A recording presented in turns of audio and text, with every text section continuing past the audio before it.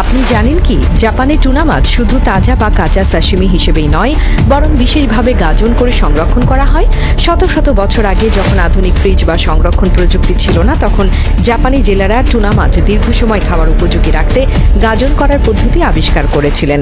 আজও সেই ঐতিহ্য জীবিত এবং এটি জাপানের খাদ্য সংস্কৃতির একটি গুরুত্বপূর্ণ অংশে পরিণত হয়েছে।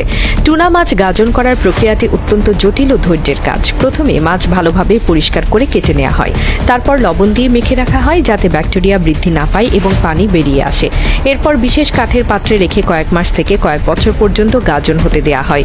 সময়ের সঙ্গে সঙ্গে মাছের ভেতরে রাসায়নিক পরিবর্তন হয় এবং একেবারেই নতুন স্বাদ তৈরি হয়। এই স্বাদ অনেকটা বাদামের মতো গভীর এবং ঘ্রাণও আলাদা। জাপানি সংস্কৃতিতে এই গাজন করা টুনাকে বলা হয় শিউকারা বা কাৎসু ওবুশি। এর মধ্যে সবচেয়ে পরিচিত হলো কাৎসু ওবুশি, যেখানে টুনা মাছ শুকিয়ে কাঠের মতো শক্ত করে রাখা হয়। পরে এটিকে পাতলা করে কেটে বিভিন্ন খাবারে ব্যবহার করা হয়। মিসো স্যুপ, নুডলস কিংবা সুশির স্বাদ বাড়াতে এটি অন্যতম প্রধান উপাদান। আশ্চর্যের বিষয় হলো একবার শুকিয়ে সংরক্ষণ করার পর এটি কয়েক বছর পর্যন্ত নষ্ট হয় না।